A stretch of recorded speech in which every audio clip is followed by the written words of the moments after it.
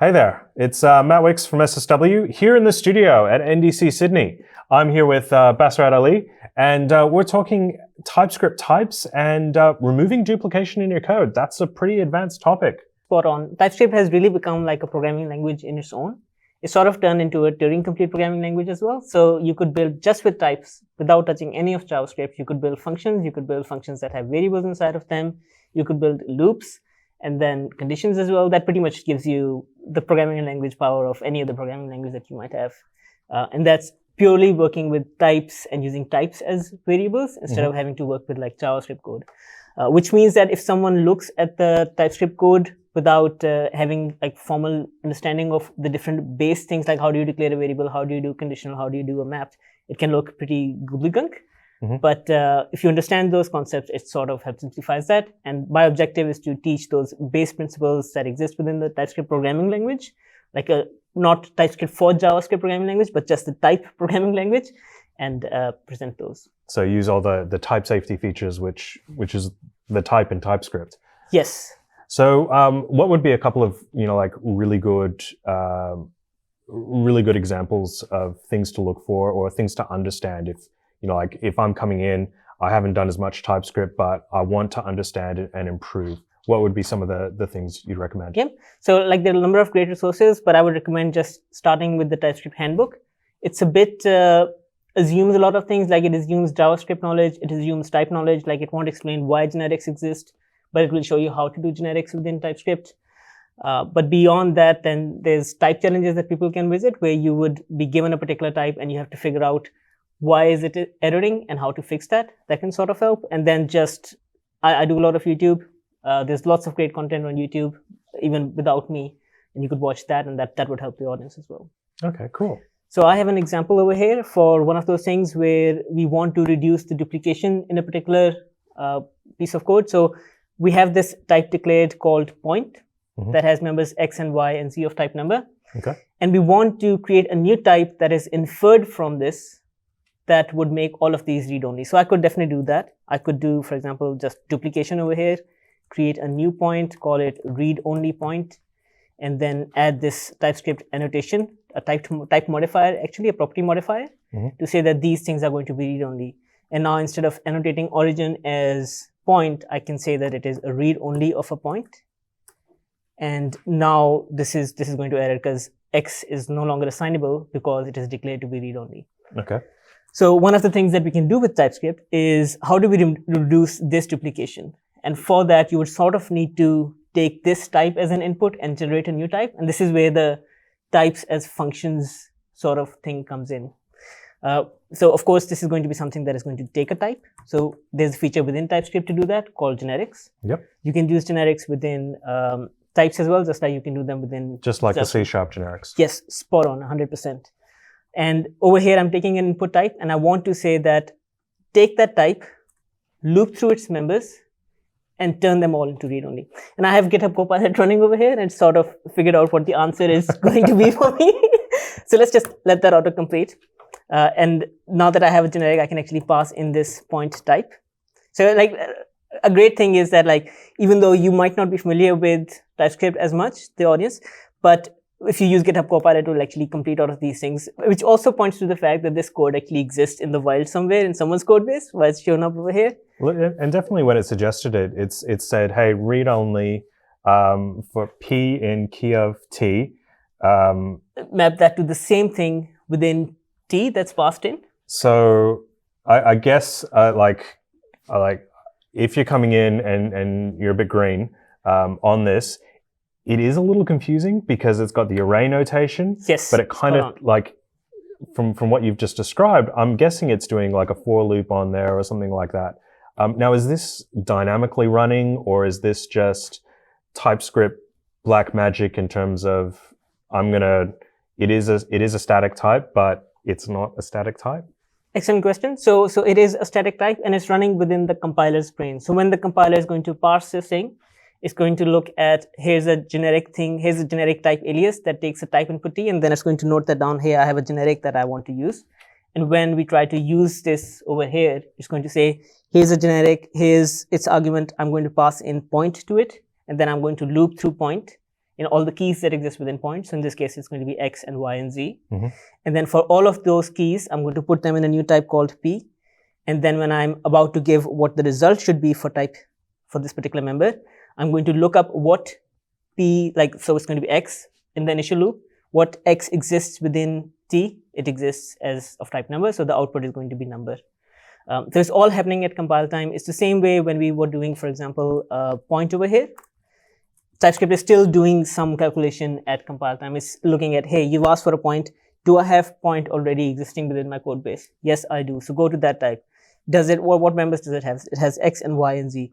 Am I assigning all of those members over here? So it's the same compiler checker that's essentially running, and then that's actually passing this thing out for you, and then creating portions of code that it can execute. But so when we look up here, we've got T there because T is being specified in the generic. Yes.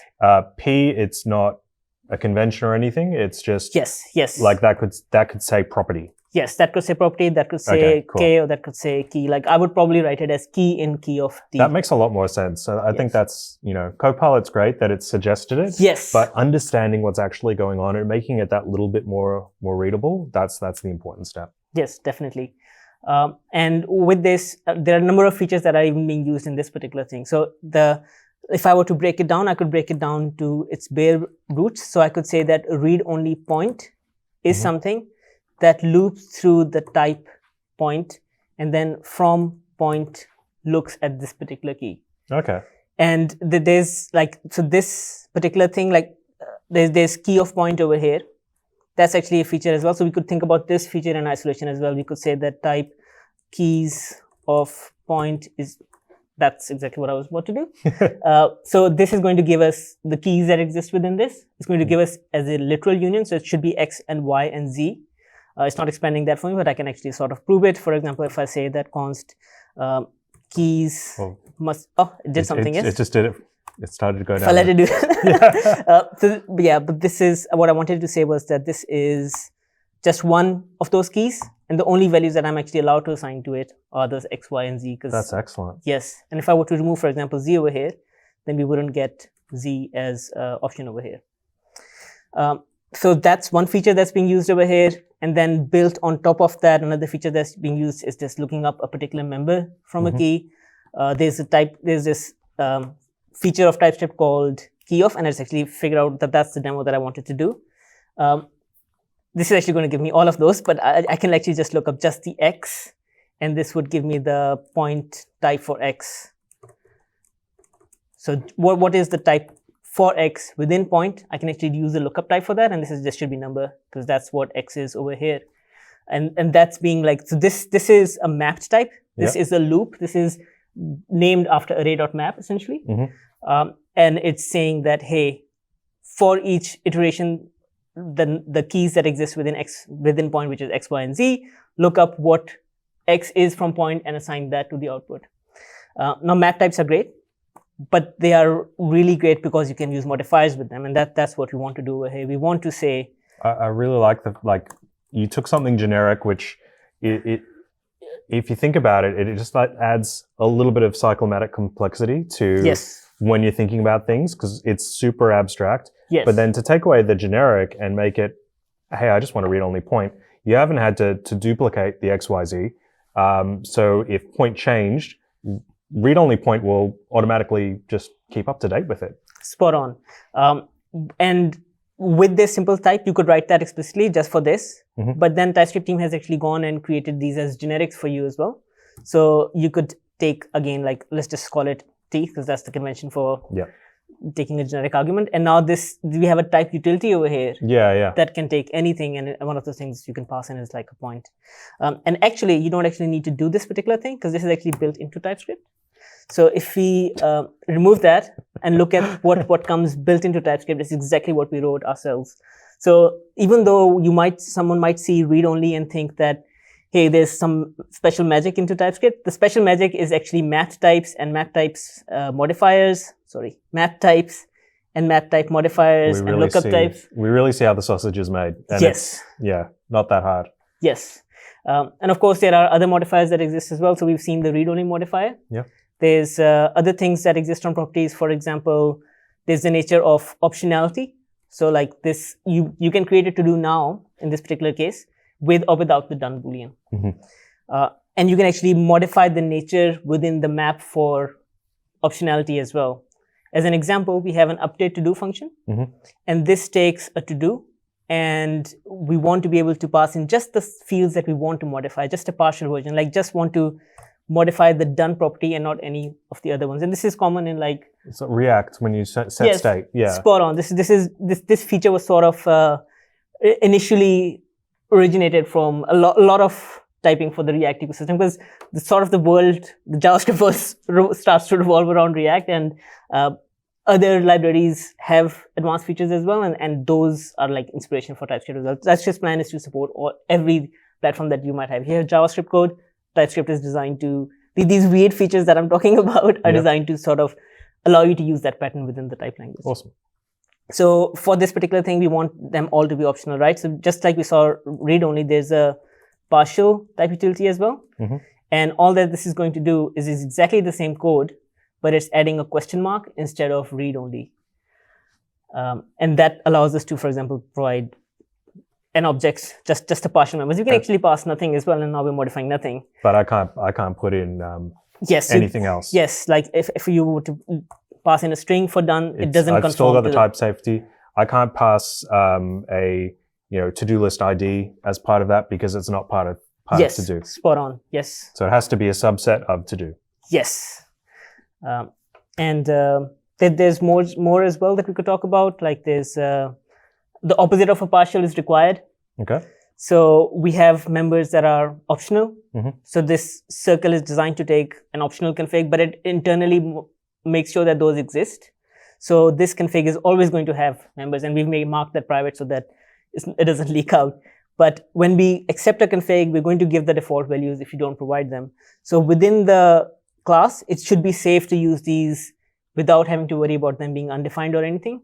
But because the config is defined to have them as undefined, because we want people to be able to create circles with options. We want to actually say, no, when we're inside the circle, they're definitely going to be set because we're setting them in the constructor. Spot on. Yeah. And that's the opposite of a partial. And there's a type built in for that as well called required, which when we annotate, sorry, not this particular thing, we still want the people to be able to pass in optional configs, but internally we want them to be like required.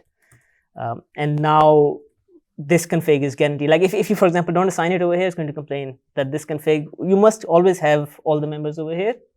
So this is, you wouldn't have to use the required. You could say, hey, the circle config, when the constructor that's being passed in could have been partial, but instead we're flipping the script and saying, well, no, internally we're being explicit, everything is required. Yes. And this allows us to use this safely within the functions that exist within Circle. So this is awesome, Bas. Thanks for sharing it. I'm definitely going to use this on my next TypeScript project. This is Matt Wicks from SSW in the studio at NDC Sydney, signing off. Have a great day.